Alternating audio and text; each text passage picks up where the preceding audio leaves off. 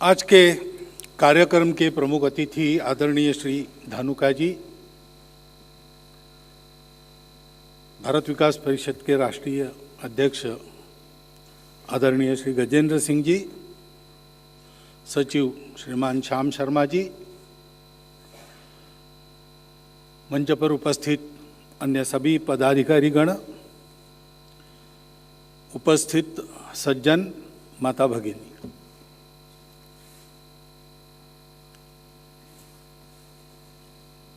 Doctor Suraj Prakash ji की जन्मशती के वर्ष का समापन कार्यक्रम यह है।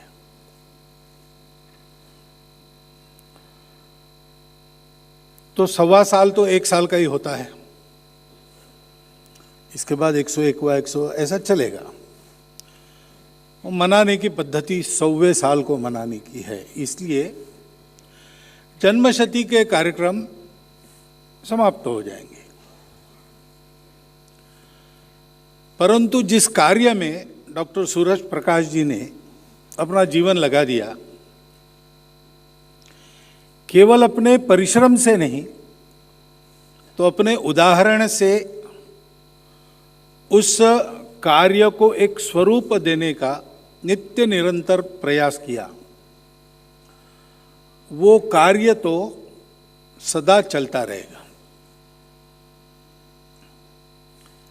इसलिए ये जो हम जन्मशती मनाते हैं,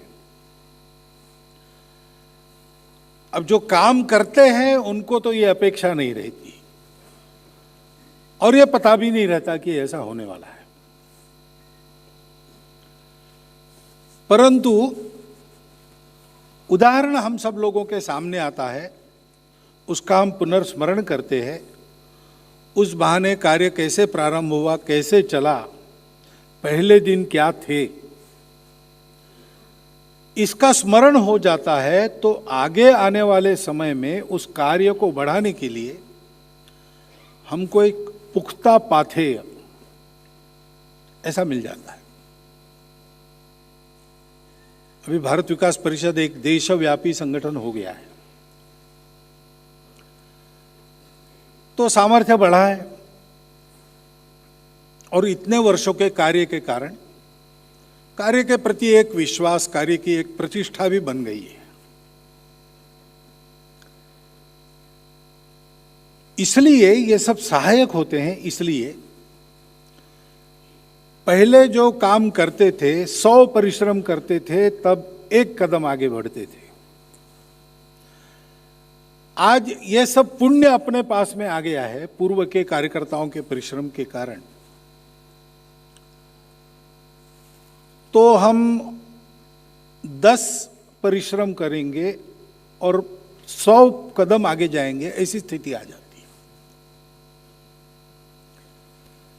किसी भी कार्य में पहले उपेक्षा होती है,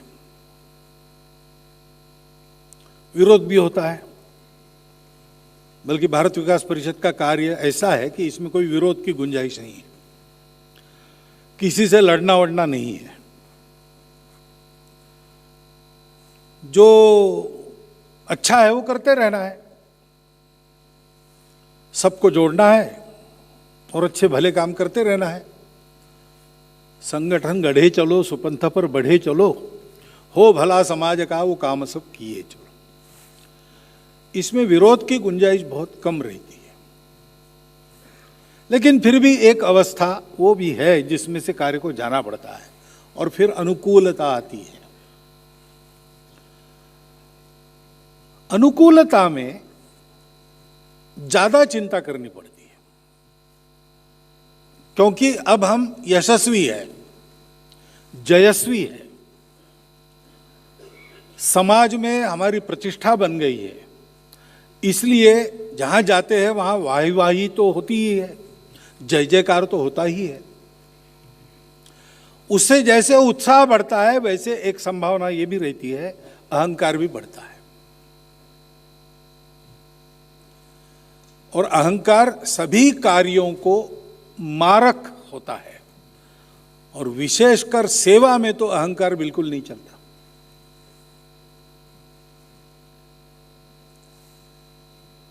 इसे कहानी बताते हैं कि एक राजा थे, बड़े प्रजावत्सल थे, कुशल थे, शूर भी थे, बचाव भी अच्छा करते थे देश का, आक्रामकों को उत्तर देने के लिए लड़ाइयाँ जीतते भी थे और लोगों के हित को जानकर उनके हित की बातें करते थे। तो जैसा आदर्श राजा होना चाहिए ऐसे वो राजा थे। और एक बार उनके मन में विचार आ गया, एक सन्यासी को, वो एक नया किला बन रहा था, वो दिखा रहे थे, ऐसा ऐसा बन रहा है, ऐसा बन रहा है। उस समय उसके मन में, उनके मन में विचार आया कि कहाँ से शुरू किया, मैं अकेला था, अब इतना सारा साम्राज्य हो गया, किले बन गए, कोई होगा क्या ऐसा राजा पृथ्वी तल पर जो इतने कठिन परिस्थिति में से और इतने अल्पावधि में इतना बड़ा काम कर सकता है। तो सन्यासी थे, वो अंतर्ज्ञानी थे, उन्होंने अपने हाथ में जो लाठी थी उनकी, सन्यासी की, उससे वहाँ के एक पत्थर पर जोर से मारा, ऐसे ही, तो पत्थर टूट गया। देखते तो पोल था, इसीलिए टूट गया लाठी के प्रहार से। अंदर पानी था और पानी में एक छोटा सा मेंढक भी था। तो सन्यासी राजा को कहते हैं कि महाराज, आप तो बड़ी चिंता करते हो जी, सारे प्रजा की इतनी, अब ये पत्थर के अंदर मेंढक बैठा है, उसके लिए पानी की भी चिंता आपने की है, बहुत अच्छा काम आपने की। तो समझ गए कि पत्थर में पानी रखने वाला तो मैं नहीं हूं, जो सबकी चिंता करता है उसी के प्रभाव से मैं भी कुछ कर सक रहा हूं। तात्पर्य क्या है कि अनुकूलता में अहंकार से दूर रहने की चिंता करनी पड़ती है, और सुविधा बढ़ती है तो सुविधा है तो कार्य के लिए भी सुविधा होती है, इसलिए सुविधाओं का उपयोग तो करना ही चाहिए। परंतु सुविधाओं की एक खराब आदत है, वो मनुष्य को सुविधा भोगी बनाते हैं, इसका ध्यान रखना पड़ता है। और ये दोनों बातें ठीक होनी है तो अपने पूर्वज और एक संगठन के नाते अपना पूर्व चरित्र, इसको बार बार याद करना अच्छा रहता है। हमको 8वीं के क्लास में अंग्रेजी में एक कहानी थी, पाठ में, टेक्स्ट बुक में। आयाज नाम का एक वजीर था, एक सुल्तान का, और बहुत ही कुशल था, बहुत ही लोकप्रिय था। राजा के मन में भी उसके बारे में बहुत विश्वास, स्नेह, प्रतिष्ठा, सब कुछ था। और जैसे राजा के नाक का मोती बन गया था, इतना राजा उसको और जतन से देखता था। अब राजा का दरबार है, यानी वहाँ पॉलिटिक्स है, और पॉलिटिक्स में तो जलने वाले होते ही है, आप जानते हो, तब भी थे, और इसलिए जलने वाले लोग भी थे उस पर। और इसलिए वो 24 घंटा इसकी कहाँ गलती होती है इस पर नजर गड़ाए थे। तो उनको ध्यान में आया कि ये राजा का वजीर रोज रात को 12 बजे मध्य रात्रि में उठ के शहर के परकोटे के चोर दरवाजे से कहीं एक जंगल में जाता है, और वहां एक खंडरनुमा मकान है, वहां अंदर जाता है, थोड़ी देर रहता है और वापस आता है। किसको मिलता है, क्या करता है, पता नहीं, लेकिन इतना तो बस है, आधी रात उठकर किसी राज्य का वजीर क्यों जाएगा जंगल में एक खंडरनुमा मकान में, कुछ तो दाल में काला है। बस वो लग गए राजा के कान, राजा को बताया कि ऐसा ऐसा है। राजा ने कहा ऐसा हो नहीं सकता। उन्होंने कहा वो क्या हो नहीं सकता, आप आंख देखन आप निश्चित कर सकते, आप देख लो, हम बता रहे हो गलत बात नहीं है। तो बहुत मनाने के बाद राजा, महाराज आज ये काम मैंने दोबारा किया, यही काम मैं करता हूँ, यहाँ आता हूँ, इस संदूक में झाँक कर देखता हूँ, फिर वापस जाता हूँ। इस संदूक में क्या है झाँक कर देखना, बोले आप भी देखिए। राजा सुल्तान देखता है तो उसमें एक फटा पुराना कोट है। इस कोट को क्यों देख रहे हो? तो उसने कहा कि मैं इस नगर में आया था तब मेरी हालत ये थी, मेरे पास कोई प्रॉपर्टी नहीं थी, ये एक फटा पुराना कोट था जाड़े से सुरक्षा के लिए, उसको पहन के मैं आया था। आज मैं आपकी कृपा से यहाँ तक आया हूँ। यहाँ तक आया हूँ तो मेरे दिमाग में ये वैभव चढ़ न जाए और मेरी मति भ्रष्ट न हो, इसलिए मैं रोज आता हूँ, इस फटे पुराने कोट को देखता हूँ कि हालात वैसे भी थे। उन हालातों से पार जिन बातों के भरोसे हम यहाँ तक आए उसको सुरक्षित रखना है। ये समृद्धि के परिणाम से बचने का उपाय है। और मैं समझता हूं कि डॉक्टर सूरज प्रकाश की जन्म शताब्दी का निर्णय भारत विकास परिषद ने इसलिए किया है, एक संगठन के बीज रूप होकर उसकी सारी बातों का निर्धारण करना, लिखित नहीं बताना, करना। और जो किया गया वो लिख बन जाती है, जो किया गया वही बताया जाता है। ऐसा जीवन भारत विकास परिषद के इतिहास में उनका वो इस संगठन के मूल में जैसे रचा पचा जीवन है।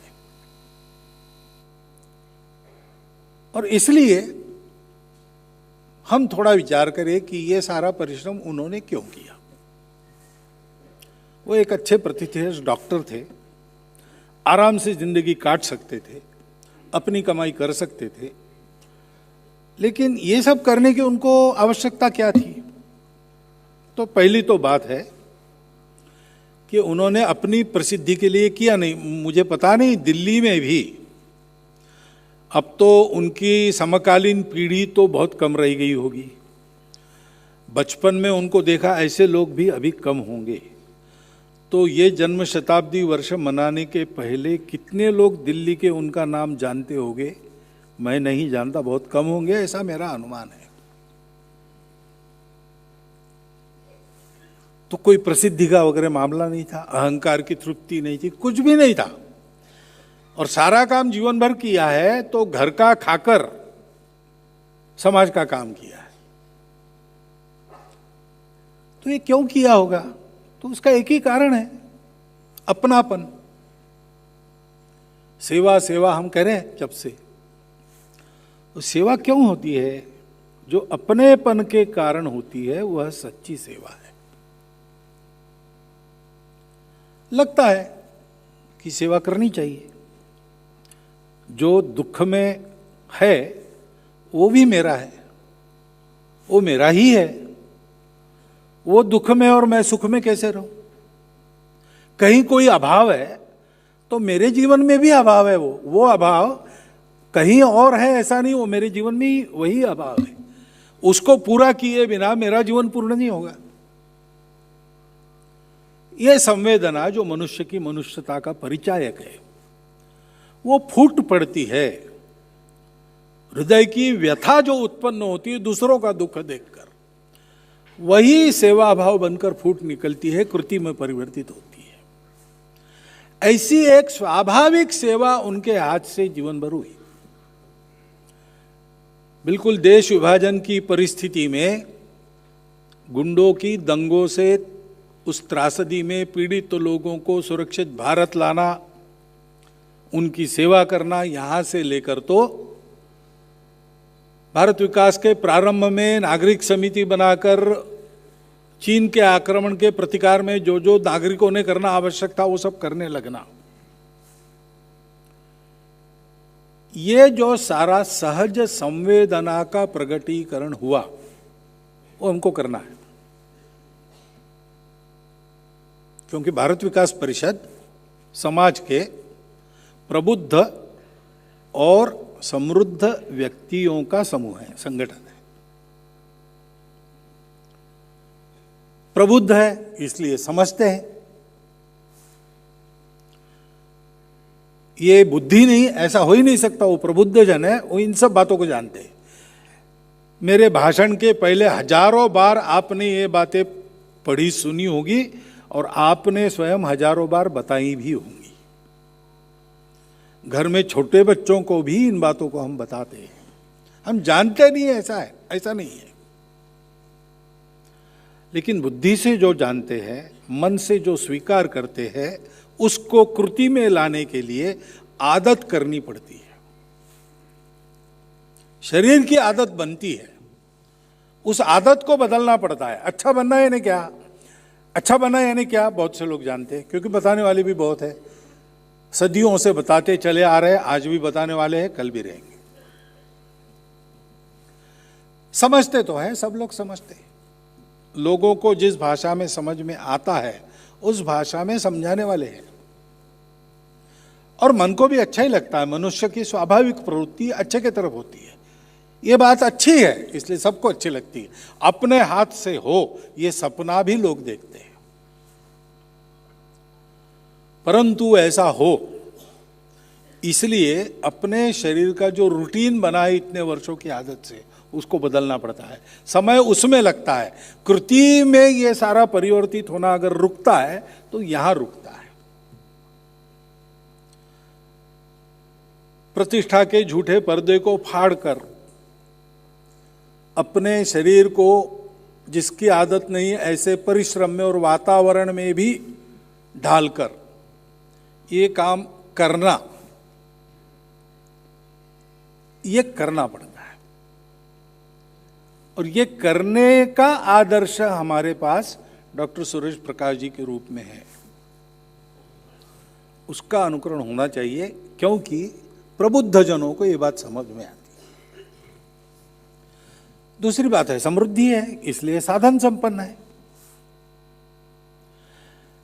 साधन, आर्थिक संपन्नता यूं ही नहीं आई, उसके लिए परिश्रम किया है, संघर्षमय जीवन का अनुभव लिया है, तो कई बातों के उपाय भी हमको मालूम है। सामान्य आदमी सोच नहीं सकता, ऐसी बातें सोचकर हम ठीक कर सकते हैं। सामर्थ्य भी है। लेकिन उससे भी महत्व की बात है कि हमारे जैसे लोग समाज में ट्रेंड सेटर्स होते हैं। प्रसिद्ध होंगे हम, नहीं होंगे, फैशन में हमारा नाम होगा नहीं होगा, परंतु समाज का नियम है। भगवद गीता में भगवान ने कहा है, यद्यदाचरति श्रेष्ठ तत्तदेवेतरो जना स यत् प्रमाणम कुरुते लोकस्तदनुवर्तते। जो बड़े लोग हैं, श्रेष्ठ लोग हैं, वो जैसा आचरण करते हैं वैसा बाकी सारे लोग करते हैं। वो जो प्रमाण बना देता है, स्टैंडर्ड बना देता है, वैसे उसका अनुकरण बाकी लोग करते हैं। उसके अनुसार लोग चलते हैं, क्योंकि लोगों को बाकी बातें ध्यान में नहीं आती। तत्वज्ञान, विचार, सूझबूझ नहीं रहती। तो धर्म वगैरह ऐसी कई बड़ी बड़ी बातें नहीं जानते।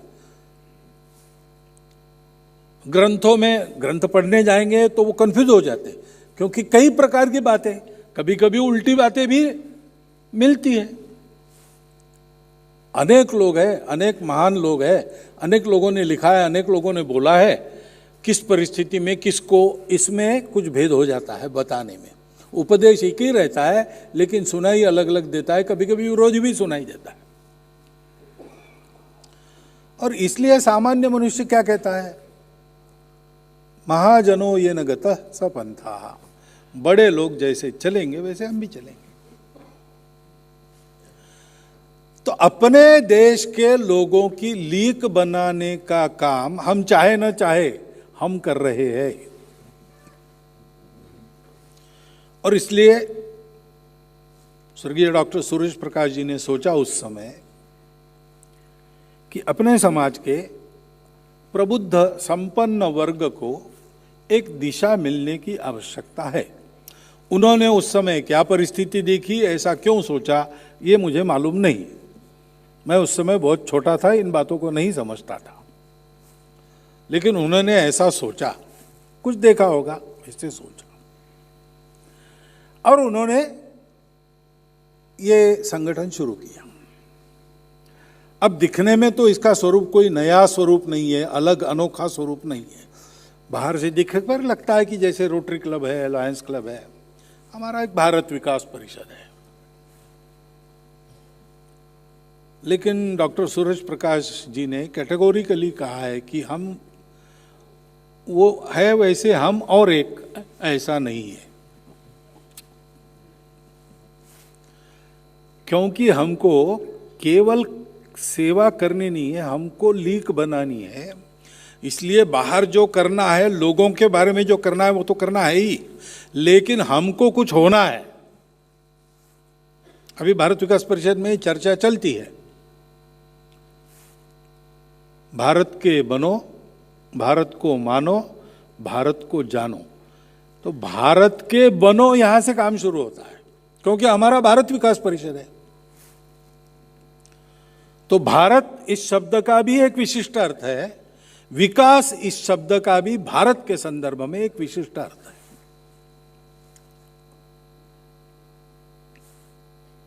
विकास की कल्पना है भारत की एक।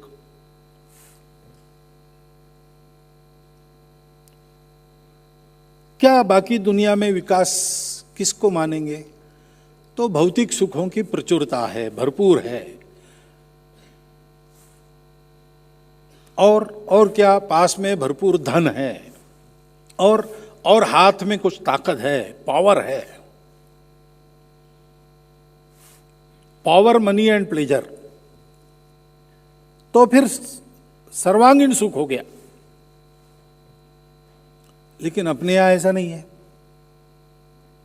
अपने यहां कबीर महाराज जी ने कह दिया, ऊंचा भया तो क्या भया, जैसे ताल खजूर, पथिकन को छाया नहीं, फल लागे अति दूर। इसका मतलब मेरे या मेरे अकेले परिवार के विकास में सच्ची विकास नहीं है, क्योंकि मनुष्य, उसके अंदर जो है सत्य, वो सारे विश्व का सत्य है, सारा विश्व उसी से निकलता है।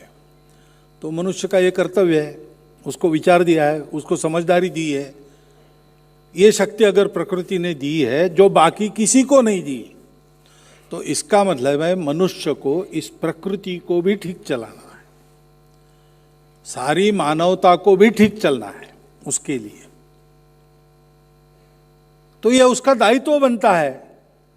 बैल पर कोई दायित्व नहीं है सृष्टि का, वो प्रकृति ने जैसा रखा वैसे काम करता है। शेर पर कोई दायित्व नहीं है, बकरी पर कोई दायित्व नहीं है, उनको जैसे प्रकृति ने निर्माण किया वैसे वो जन्म लेते हैं, और पता नहीं रहता उनको क्यों आए इस दुनिया में, कैसे आए, मर जाते हैं। तो ये भी पता नहीं उनको कब मरेंगे, कैसे मरेंगे। मरना है तो मरना है, जीना है तो जीना है। जन्म और मरण के बीच में प्रकृति भूख देती है, खाना काम है। प्रकृति प्रजा परिपोषण का एक प्रेरणा देती है, संख्या बढ़ाना है। आहार निद्रा भय मैथुनम च सामान्य में तत् पशुभिर नराणाम। मनुष्य भी बायोलॉजिकली एक एनिमल है, उसको भी यह सारा प्रकृति ने दिया है, लेकिन मनुष्य को विचार दिया है, बुद्धि दी, समझदारी दी, संवेदना दी। तो उसका काम है कि उसका उपयोग करके इस पशु के स्तर के जीवन से वो ऊपर उठे। कितना ऊपर उठे? इतना आगे जिसका कोई छोर नहीं, जहां पूर्णता ही मर्यादा हो, सीमाओं की डोर नहीं। इतना आगे उसको बढ़ना है, बढ़ते रहना है। पशु से मानव, मानव से अतिमानव, अतिमानव से देवत्व, ऐसे आगे चलते रहना है। विकास का कोई अंत नहीं है, विकास अकेले का भी नहीं है, और विकास केवल भौतिक जगत का नहीं है।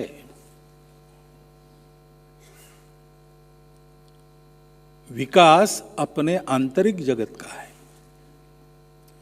तो पढ़ना लिखना, कमाना, ओहदा पाना, ये ठीक है, ये नकारा नहीं है, क्योंकि शरीर मन बुद्धि है तो उसके लिए जो आवश्यक है वो ठीक है, परंतु केवल उतना नहीं है। एक IAS अफसर छुट्टी पर गए, बाद में उन्होंने लिखा इस कहानी को। छुट्टी पर गए, जंगल देहात के इलाके में रहे, वहाँ गेस्ट हाउस था सरकारी, उसमें रहे। रोज घूमने के लिए जाना, जंगल की शोभा देखना, क्या क्या किया। 3 दिन आराम, जिसको रिलैक्स ऐसा कहते हैं, वैसे हो गए। तो लिखते वहाँ मुझे एक अनुभव आया। शाम को मैं टहल के 5, साढ़े 5 बजे वापस आ रहा था, वो एक पेड़ पे मैंने घोंसला देखा, वो एक बया नाम की चिड़िया रहती है, बड़ा सुंदर शंक्वाकृति घोंसला बनाती है और डोरवे भी रहता है उसको, तो दिखने में भी सुंदर रहता है, लोग अपने घरों में रखते हैं उसको। तो अब वो ऊंचा पेड़ पर था और ये सूट बूट में थे, सुपर क्लास 1 अफसर थे, तो प्रतिष्ठा की भी विरुद्ध था, पेड़ पर वगैरह कैसे चढ़े। लेकिन एक गडरिए का बच्चा वहां था, अपनी बकरियां चराते चराते आया था, तो उसने कहा वो देख रहे हो क्या है? तो बोले हाँ बया का घोंसला है। तो लो निकाल के दो। उसने कहा नहीं देता। मैंने कहा अरे मैं भैया 1 रुपया दूंगा तुमको, निकाल के दो। तो बोले नहीं रुपया नहीं चाहिए। तो इन्होंने दाम बढ़ाया, 10 रुपये तक गए, लेकिन वो तैयार ही नहीं। तो ले क्यों, तुम आसानी से कर सकते हो, तुम्हारी आयु है ये सब करने की, कई बार तुम कर चुके भी होंगे, तो मैं 10 रुपया देने के लिए तैयार हूं। बोले नहीं। क्यों? तो बोले आप शहर से आए यहाँ? बोले हाँ आए हैं। तो कितने दिन रहेंगे? तो बोले परसों के दिन जाना है। तो बोले वहाँ आपकी राह देखते होंगे घर के लोग, परसों के दिन राह देखेंगे, देर हो गई तो चिंता करेंगे। तो बोले हाँ वो तो है ही। तो बोले वो घोंसले में चिड़िया के बच्चे हैं, वो चिड़िया बाहर गई है, वो बच्चे भी उसकी राह देखते होंगे, अगर आप घर नहीं पहुंचे तो आपके घर में क्या होगा? तो आगे वो अफसर साहब उस लेख में लिखते, कहानी में लिखते हैं कि मुझे मेरे बहुत शिक्षित अफसर होने की लज्जा आई उस समय। विकास क्या है? अगर आप उस घोंसले में जो बच्चे चूजे हैं चिड़िया के, उनका दर्द समझ नहीं सकते, तो आप मनुष्य कैसे हो? और वो भी शिक्षित मनुष्य कैसे हो? और वो भी जिम्मेवार मनुष्य कैसे हो? और वो भी साधन संपन्न मनुष्य कैसे हो आप? इस तरफ हमारे महाजनों का ध्यान आकर्षण करना, और ऐसा वो बने वास्तव में समाज को जिनके पीछे जाना है, जिनके पीछे जाने से समाज को धर्म समझ में आएगा, समाज का कल्याण होगा, ऐसे महाजन बनना ये पहले करना पड़ता है। भारत के बनो, क्योंकि भारत इसी के लिए है। भारत को जानना है तो भारत का भूगोल, भारत का इतिहास, ये सब जानना है, लेकिन भारत का प्राण क्या है? भारत का प्राण है, उसने अस्तित्व में इस एक तत्व को देखा और ये समझा कि अनेक रूप धारण करके यह तत्व पूरे विश्व के रूप में हमारे सामने प्रकट होता है। दिखता अलग अलग है, लेकिन वह है एक ही, और इसलिए मनुष्य का विकास यानी इस विश्व के साथ एकात्म तादात्म हो जाए। वो मनुष्य अपने यहां देखो, हमारे 8वीं पीढ़ी के पूर्वज कौन थे, ऐसा अगर मैं पूछूं तो बहुत कम लोग होंगे यहां मेरे सहित जो उसका उत्तर दे सकेंगे। जरूरत नहीं है, भूल जाते हैं, मालूम भी नहीं रहता है। स्वामी विवेकानंद सब लोग जानते हैं। आपके रिश्तेदार थे क्या? नहीं जानते, रिश्तेदार नहीं थे। अच्छा, आपके गांव में आए होंगे कभी आपकी भेंट? अरे नहीं भाई, उनके मरने के बाद मैं जन्मा, और हमारे गांव में वो कभी आए ही नहीं। अच्छा, तो क्या सांसद थे क्या? मंत्री? नहीं। वे भी विधायक रहे होंगे? नहीं, विधायक को करने। झड़पी में नहीं, ग्राम पंचायत में भी नहीं, वार्ड के भी नहीं। अच्छा, पैसा? अरे पैसा कहाँ, उनकी बूढ़ी माता जी थी, उसका योगक्षेम खेतड़ी के महाराजा मनी ऑर्डर भेजते थे तब चलता था। कोई एक ढेला नहीं कमाया, कहीं कोई प्रभाव नहीं, प्रभुता नहीं पाई, न रिश्ते के है न नाते के, न कभी देखा न कभी आए अपने इधर। हम क्यों जानते हैं उनको? हम इसलिए जानते हैं कि वो अपने लिए नहीं जिए, वो जिए, ऐसे जिए स्वयं, सारी मानवता के सामने एक उदाहरण बन गए।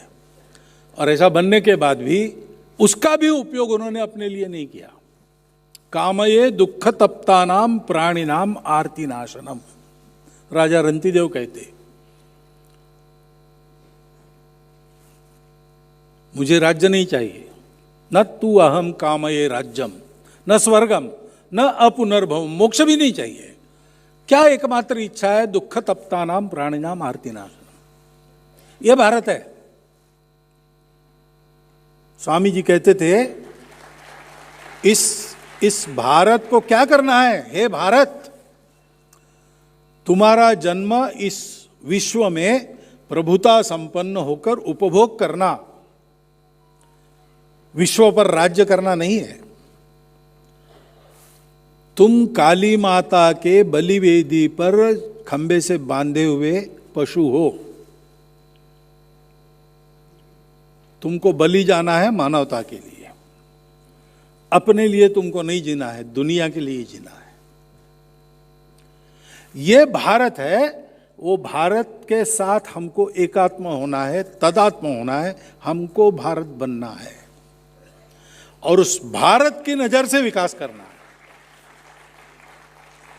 शरीर मन बुद्धि का विकास तो है ही, लेकिन उसके साथ साथ इस आत्मा का यानी आत्मीयता का विकास, अपनेपन के आधार पर सारी बातें चले। आज कैसे चलती है? आज के दुनिया के चलने के पीछे किस डायनामिक का, किस मैकेनिज्म का प्रयोग होता है? तो भाई, दुनिया में लोग बहुत है, चाहिए बहुत, चाह बहुत है, साधन मर्यादित है। Ends are endless, means are limited, पहली बात है। और इसलिए there is a struggle for existence. और स्ट्रगल है तो फिर सर्वाइवल ऑफ द फिटेस्ट। तो जितनी आयु मिली है, क्योंकि शरीर मन बुद्धि ही है और कुछ है नहीं, तो उसको तृप्त करने वाले सारे उपभोग जितने ज्यादा तुम प्राप्त कर सकते हो और जितने ज्यादा दिन अपने आप को उपभोग करने में समर्थ रख सकते हो, उतना करो। वही जीवन का सब कुछ है। बाद में क्या है पता नहीं। इस डायनेमिक्स पर दुनिया चलती है। इस डायनेमिक्स को बदलने का काम भारत का है। इस डायनेमिक्स को बदलने का काम भारतवासियों का है। संपूर्ण दुनिया को इन सबको जोड़ने वाला तत्व देना है। संपूर्ण दुनिया के अर्थ कामों को नियंत्रित करने वाला, उसके उद्यम को संतुलित करने वाला धर्म देना है। तब सारी दुनिया सुखी होगी। तब दुनिया विकास और पर्यावरण में कलह, विज्ञान और अध्यात्म में कलह, राजा और प्रजा में कलह, समाज और व्यक्ति में कलह। क्योंकि स्ट्रगल, संघर्ष से ही दुनिया आगे जाती है। सब लोग झगड़ा करो, झगड़े में जो दुर्बल है वो मर जाएंगे, फिर जो सबल है वो राज करेंगे। करते करते अंत में एक रहेगा, वो अकेलेपन में बोर होकर मर जाएगा खुदकुशी करके, और क्या होगा? इसमें कोई भविष्य नहीं है। इसमें ऐसी भयंकर अनिश्चितता है जो हृदय को भयभीत कर देती है। भारत आश्वस्त करता है ऐसा नहीं है, इसके परे है जो कुछ है वो। ये दिखता है, इसमें से जाना है। इसको डी रिकॉग्नाइज मत करो, इसका भी रिकॉग्निशन करो, इसमें भी उद्यम करो, लेकिन ये ध्यान में रखकर करो कि वास्तविकता इसके परे है। वो इन सब टूटे हुए धागों को जोड़ के रखती है, इसलिए दुनिया चल रही है। उसको ध्यान में रखकर जीवन जियो। तो अविद्या और विद्या दोनों को प्राप्त करो। अविद्या से मृत्यु पर विजय और विद्या से अमरता प्राप्त करो। अविद्या मृत्युम तीर्थवा विद्यामृतम अश्नुते। इस जीवन को जी के उसी जीवन की राह पर सबको चलाना है। भारत विकास परिषद का निर्माण डॉक्टर सूरज प्रकाश जी ने स्वयं ऐसा जीवन जीकर उसके अनुभव के आधार पर किया। स्वयं ऐसे लोगों को जोड़कर उनमें ये बोध जगाकर उनको कार्य प्रवृत्त किया, तो कार्य पद्धति की भी कई बातें उनकी अनुभव की बातें हैं, हमको सीखने लायक है, सारे समाज को सीखने लायक है, भारत विकास परिषद को सीखना ही पड़ेगा। क्योंकि डॉक्टर सूरज प्रकाश जी देश के जीवन को जिस प्रकार का मोड़ देना चाहते थे, देश के महाजनों ने जिस प्रकार का उदाहरण रखना चाहिए उसके लिए और जिस प्रकार से काम करना चाहिए, उस तरीके का उदाहरण उन्होंने स्वयं रखा, उसके आधार पर उन्होंने कुछ बातें रखी। तो लोग, अब डॉक्टर सूरज प्रकाश जी को हम नहीं देख सकेंगे, लेकिन भारत विकास परिषद को सब लोग देख रहे हैं।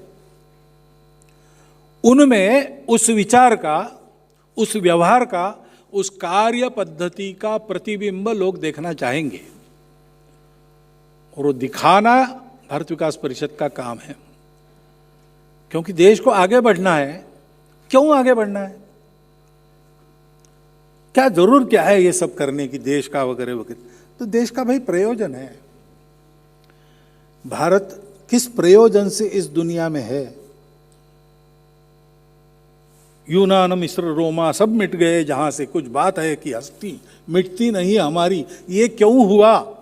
बाकी तो सब मिट गए। देखते देखते आक्रमणों की आंधी में 77 साल में स्पेन से साइबेरिया एक रंग में रंग गया। अभी भी उस आक्रमण के प्रभाव वहां मिलते हैं। कुछ देर तो सदा के लिए बदल गए। मिस्र का इजिप्ट बन गया, पर्शिया का ईरान बन गया। अभी वापस जाने के राह बंद है उनके लिए, वो अपने मूल तक नहीं जा सकते। उन्हीं आक्रमणों को झेलकर देखते देखते 3 खंडों में राज्य, साम्राज्य पर सूर्यास्त नहीं होता, ऐसी कीर्ति जिनकी थी, कितने लोगों के और भूतकाल को उन्होंने मिटा दिया। आज वो अंधेरे में है, अपने पीछे देखते तो उनको अंधेरा ही दिखता है। उन सब आक्रमणों को झेलकर भी आज हम जिंदा है, हिंदुस्तान है। किस लिए है? हमको ये दायित्व है दुनिया के जीवन में, समय समय पर दुनिया को आवश्यकता रहेगी इस संतुलन को वापस लाने की। भारत उठ रहा है, भारत इसके लिए उठ रहा है, केवल महाशक्ति कहलाने के लिए नहीं उठ रहा है। भारत को क्या करना है? महाशक्ति बन के। आज जो महाशक्ति बन गए, उन्होंने क्या किया? दुनिया पर डंडा चलाने के अतिरिक्त और बड़ी बड़ी सुनहली घोषणा के पीछे अपने स्वार्थ साधने के अतिरिक्त क्या किया? हमको नहीं बनना है वैसा, हम विश्वगुरु बनेंगे। सब बातों में हमारा विक्रम रहेगा। आर्थिक बल देखो, सामरिक बल देखो, देश की मजबूती देखो, देश का प्रकृति पर्यावरण को देखो, सब बातों में दुनिया में हम नंबर 1 रहेंगे। लेकिन सारी दुनिया हमारी जैसी बने, हम नहीं बनाए, वहां के लोग आकर देखे, सीखे और बनाए। एतद्देश प्रसूतस्य सकाशात् अग्रजन्मनात् स्वम स्वम चरित्रम शिक्षेरन पृथिव्याम सर्वमानव।